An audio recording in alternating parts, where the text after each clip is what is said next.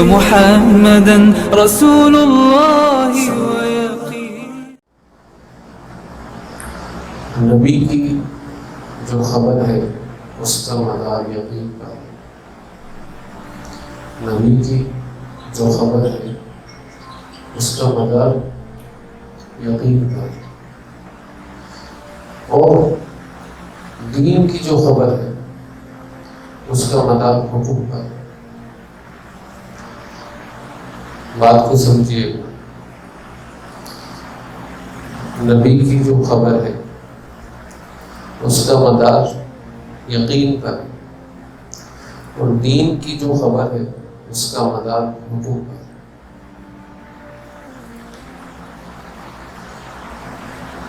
حالات سے جو سبق لیتا ہے اس کو ایمان والا فرمائے کہ ایمان والا وہ ہے جو حالات سے سبق لیتا ہے.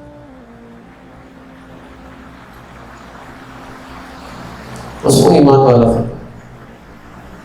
اگر ایک شخص کے اوپر حالات آ رہے اور وہ حالات سے سبق ہی نہیں لے رہا، سمجھ لو کہ اس کے ایمان کے اندر نقص ہے. ہو سکتا ہے اس کے قلب سے ایمان ہی رخصت ہو گیا، کیونکہ یہ حالات سے سبق نہیں لے. ایمان والا تو حالات سے سبق لیتا ہے، حالات کو اسباب کی طرف نہیں موڑتا، حالات کا رخ اسباب کی طرف نہیں موڑتا، بلکہ حالات کا رخ اپنے اعمال کی طرف موڑتا ہے. کیونکہ حضرت فرمایا کرتے ہیں ایمان والے کے اوپر حالات اللہ لاتے ہیں توبہ کی طرف لانے کے لیے.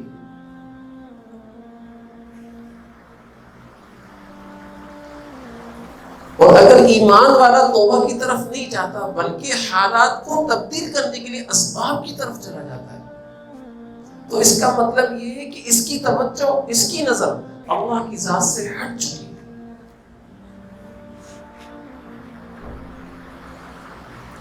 کیونکہ یہ حالات جو لائے تھے اللہ تعالیٰ، یہ تو دیکھنے کے لیے لائے تھے، امتحان کے لیے لائے تھے. اس امتحان کے وقت کے اندر ان کی توجہ میری ذات کی طرف آتی ہے یا مخلوق کی طرف جاتی ہے. اور یہاں پر توجہ کیا ہوتی ہے ایمان والے کی؟ وہ مخلوق کی طرف ہی چلی جاتی ہے. حالانکہ توجہ کے ساتھ سنیے گا اس بات.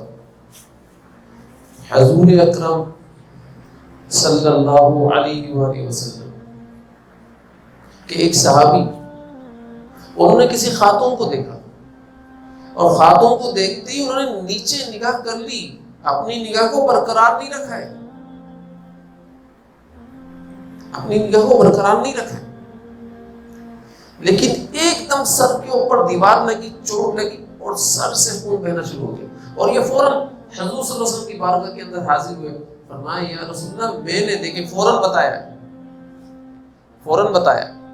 آج تو کوئی بھی شخص کسی سے دین کا تعلق ہوتا ہے بتاتا نہیں ہے، یار یہ میرا گناہ ہے، میں اپنے اس گناہ کو کیسے بتا دوں. لیکن صحابہ کرام فوراً بتا دیا کرتے.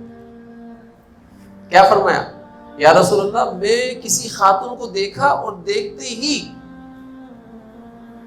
یہ دیوار جو ہے نا میرے سر کے اوپر لگی ہے اور اس سے خون بہنا شروع ہو گیا. اب آپ صلی اللہ علیہ وسلم تربیت کیا کر رہے ہیں؟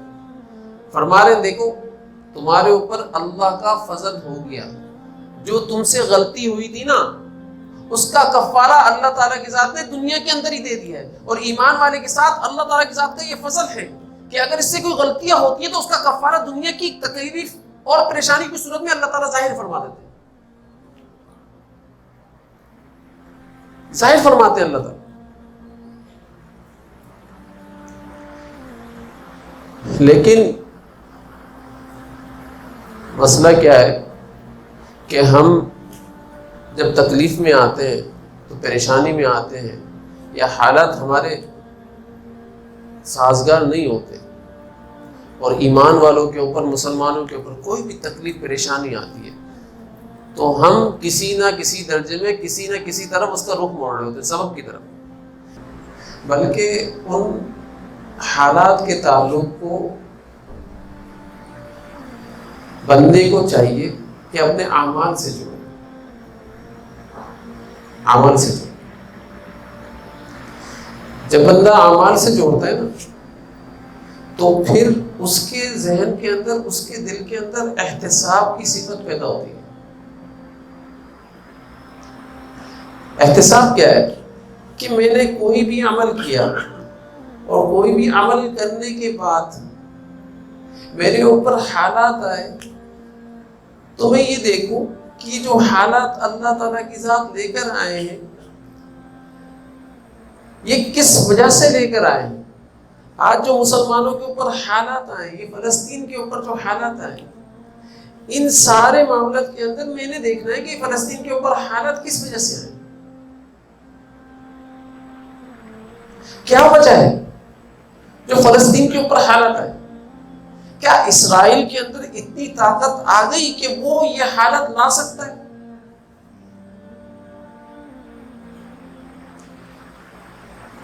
اگر آپ اور میں یہ سمجھ رہے ہیں کہ اسرائیل کے اندر اتنی طاقت آ گئی ہے کہ وہ مسلمانوں کے اوپر یہ حالت لا سکتا ہے، تو ہمارے حضرت اس بات پر فرمایا کرتے تھے یہودی اور نصرانی اور جتنے بھی کافر ہیں دنیا بھر کے، یہ بالکل جانوروں کی طرح ہے، جانوروں سے بدتر ہے. جب عالم کی تغیر کے اندر جانور کوئی تبدیلی پیدا نہیں کر سکتے تو عالم کے تغیر کے اندر، تبدیلی کے اندر، یہ یہود و نصارہ بھی کوئی تبدیلی پیدا نہیں کر سکتے. عالم کے اندر جب بھی تبدیلی آئے گی اس کا تعلق براہ راست ایمان والے کے اپنے عمل سے ہوگا.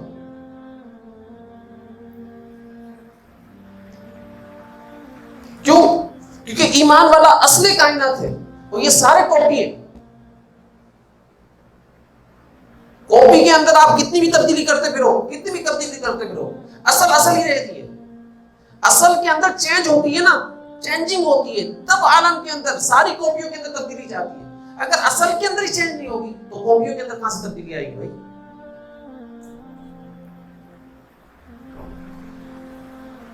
تو ایمان والا جو ہے یہ اصل کائنات ہے، اصل کائنات. فلسطین کے جو بھی حالات ہیں ایمان والے سب مل کر اپنا محاسبہ کریں اجتماعی شکل کے اندر، اجتماعی شکل کے اندر، کہ ہم سے کون سی ایسی زیادتی غلطی ہو رہی ہے، کون سی ایسی نافرمانی ہو رہی ہے جس کی وجہ سے فلسطین کے اوپر یہ حالت آئے. اس وقت یہ محاسبہ کرنے کا ہے وقت، کیونکہ حالات جب ایمان والے کے اوپر آتے ہیں تو وہ حالات سے سبق لیتا ہے. ایمان والے کی کوالٹی یہی ہے.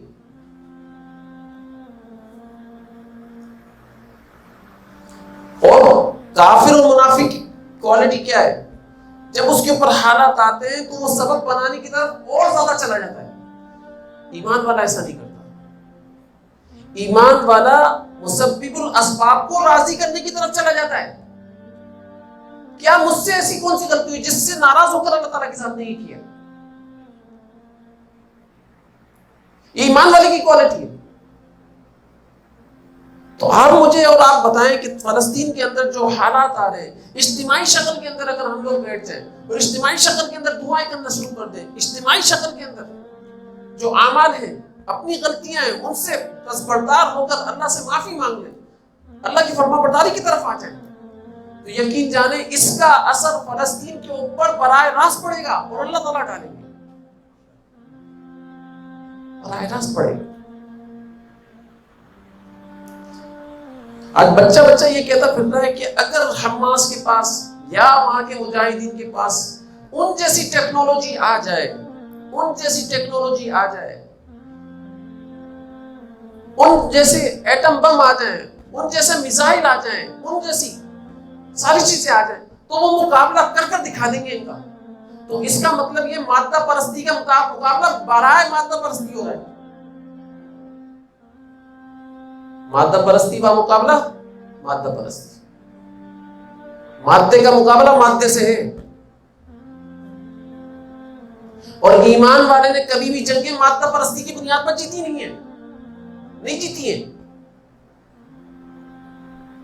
ایمان والے نے جب بھی جنگیں لڑی ہیں اپنے ایمان کے مقابلے میں لڑی ہیں اور ایمان کے مقابلے میں جیتی ہوں جنگیں. کفار ایمان کے مقابلے میں آئے، ایمان والوں نے اپنے ایمان کے زور پر ان کو شکست دی.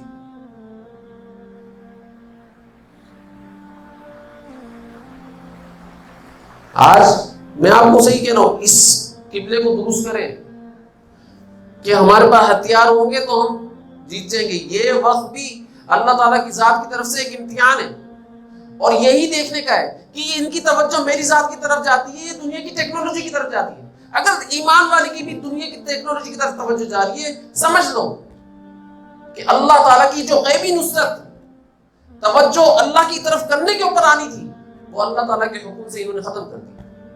اب نہیں آئے گی ان کی توجہ، ان کی مدد. غیبی مدد تو تب آتی ہے جب توجہ صرف اللہ کی ذات کی طرف ہو. غیبی مدد تو تب آتی ہے جب نگاہ صرف اللہ کی ذات کی طرف ہو، اللہ کے غیر سے نگاہ ہٹ جائے. یہ سارے ہتھیار جو ہیں یہ اللہ کا غیر ہے، اللہ کا غیر ہے. اللہ نے قرآن میں ضرور کہا کہ بھائی تیاری کرو قوت کے ساتھ، لیکن قوت کے اوپر نگاہ رکھنا اور قوت کے اوپر توجہ رکھنا یہ کسی طریقے سے اللہ تعالیٰ کی ذات کا حکم نہیں ہے، نہیں فرمایا.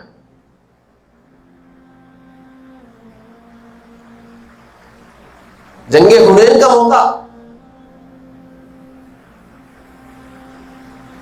یہاں پر صحابہ کرام کی تعداد ہزاروں میں، اور آج صحابہ کرام کیا بول رہے ہیں کہ بھائی آج تو ہم تعداد میں بہت زیادہ ہیں، اسلحہ بھی ہمارے پاس زیادہ ہے، آج تو ہم فتح حاصل کر ہی رہیں گے. یہ صحابہ کرام حضور صلی اللہ علیہ وسلم کی موجودگی میں، وَلَوْ أَعْجَبَتْكُمْ كَثْرَتُكُمْ فَلَمْ تُغْنِ عَنْكُمْ شَيْئًا، یہ اللہ نے قرآن میں فرمایا.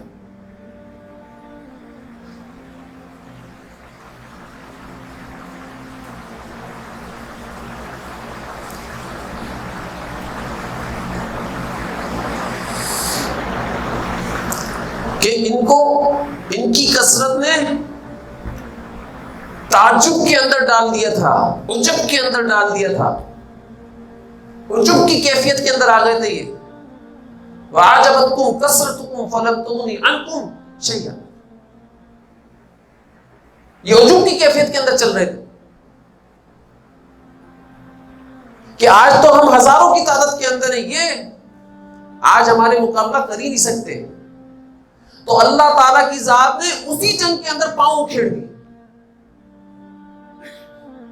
اور ایسی بھگدڑ مچی.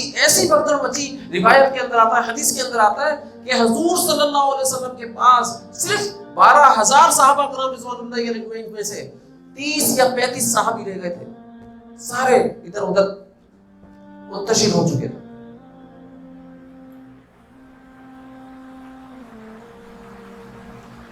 بارہ 12,000 اور 30 اور 35، ایک روایت کے اندر 300 400.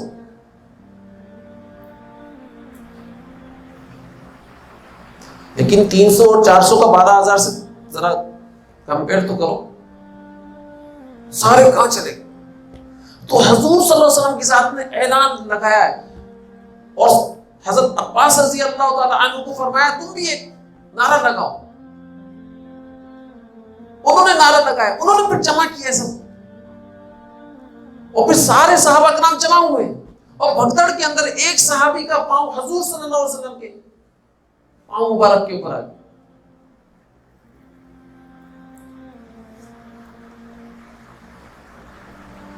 یہ بھی عجیب واقعہ ہے. تو بتانے کا یہ واقعہ تو بعد میں بیان کروں گا، میں بتانے کا مقصد بتا رہا ہوں کہ دل کے اندر اگر یہ کیفیت پیدا ہو گئی کہ اگر ان کے پاس، حماس کے پاس ہتھیار چلے جائیں اور ٹیکنالوجی ان جیسی آ جائے تو حماس والے جیت جائیں گے جنگ؟ نہیں جیت سکتے کبھی بھی، اللہ کی قسم نہیں جیت سکتے، کیونکہ اللہ تعالیٰ کی ذات کے یہاں فارمولہ ہی نہیں ہے، یہ ترتیب ہی نہیں ہے. اس بنیاد پر ایمان والے جنگ نہیں جیت سکتے. ایمان والوں کے لیے الگ ترتیب ہے اور کافروں کے لیے الگ ترتیب. ایمان والے تو سارے ہتھیار کو اپنی ایمان کی طاقت سے ناکارہ بنا سکتے ہیں، اللہ نے ایسی طاقت رکھی ہے. کیونکہ اللہ کی قسم یہ جو ٹیکنالوجی جتنی بھی ہے یہ سارے ٹیکنالوجی ایمان والے کے اندر سے نکلی ہوئی ٹیکنالوجی.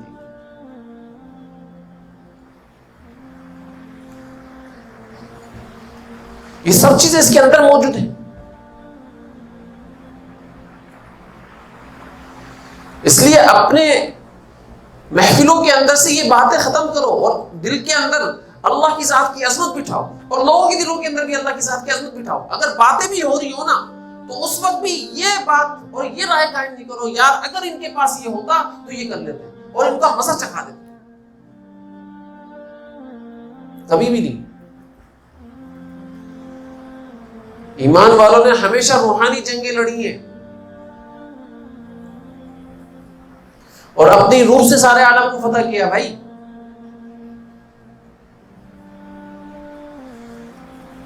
یہ اور بات ہے کہ جسم کے ساتھ گئے ہر جگہ وہ سنت نبی ہے. جسم کے ساتھ جانا اسوہ ہے وہ.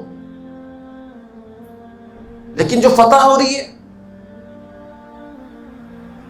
وہ اپنے اندر کی روحانی ہمت اور روحانی طاقت سے ہو رہی ہے اللہ کی مدد کے تحت, اللہ کے فضل کے تحت.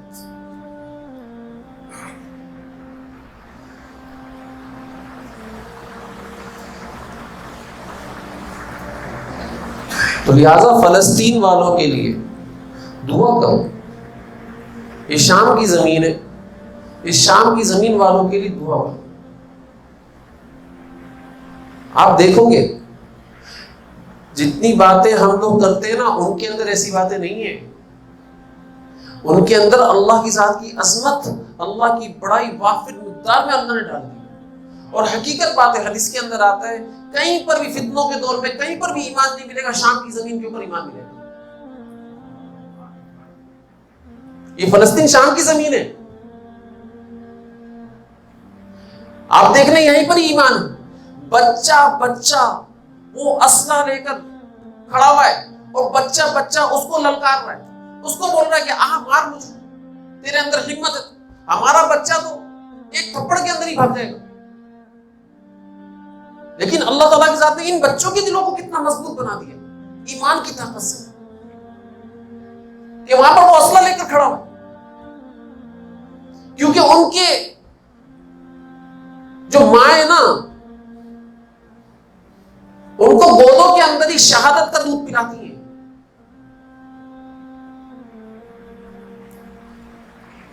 دودھ نہیں پلاتی ہیں, وہ خون پلا رہی ہوتی ہیں. وہ دودھ کی خوشبو نہیں سنگاتی, وہ خون کی خوشبو سنگا رہی ہوتی ہے.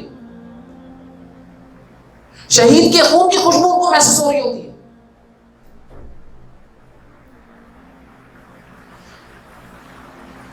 میرے اور آپ کے بچے کے پاس تو موبائل ہوتا ہے نا, گیم کھیلتے رہتے ہیں, گیم گیم گیم گیم. اور ہمارے اور آپ کے بچے کو اسکول کی تعلیم اور یہ ساری چیزیں سکھائی جاتی ہیں کہ کامیاب ہونے کے لیے بچہ یہ ضروری ہے. لیکن وہاں کی مائیں جو ہے نا سکھاتی ہے بیٹا کامیاب ہونے کے لیے شہید ہونا ضروری ہے. تو کامیاب جب ہوگا جب تو شہید ہوگا, یہ سکھا رہے ہوتے ہیں وہاں پر.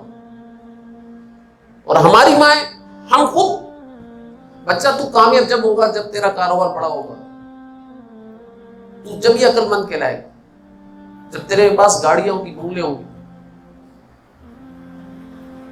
وہ بڑی شان سے بتا رہے تھے آج اس میرے بچے نے یہ لیول بھی پار کر لیا.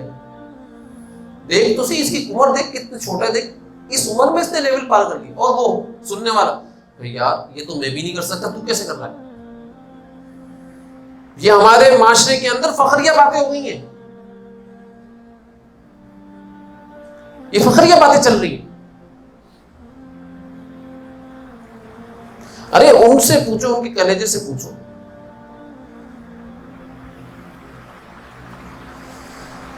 میں صحیح کہہ رہا ہوں آپ کو, ان کے کلیجے سے پوچھو, ان ماؤں کے چھاتی سے پوچھو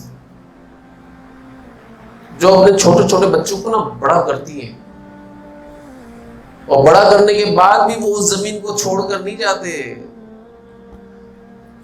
بلکہ وہ اس سرزمین کے اوپر حفاظت کے ساتھ رہتے ہیں. بولتے ہیں ہم حفاظت کریں گے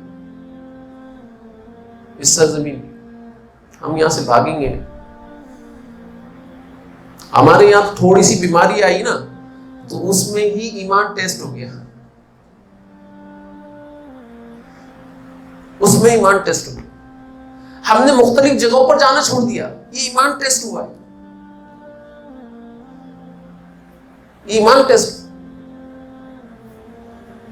جب ہم بیماری سے اتنے بزدل ہو جائیں گے اور بیماری سے بھاگ رہے ہوں گے تو شہادت سے نہیں بھاگیں گے ہم, مرنے سے نہیں بھاگیں گے ہم.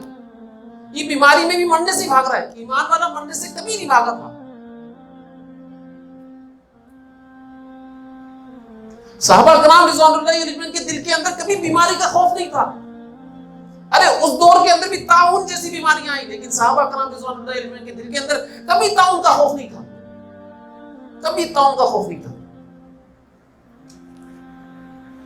وہ طاعون سے کبھی نہیں بھاگے, بلکہ طاعون کا مقابلہ کرنے کے لیے صحابہ کرام میں اختلاف ہو گیا. ہم جائیں گے وہاں پر, بھلے طاعون پھیلا ہوا ہو, دیکھ لیں گے ہم طاعون کو بھی. ایسی بات ہو گئی تھی.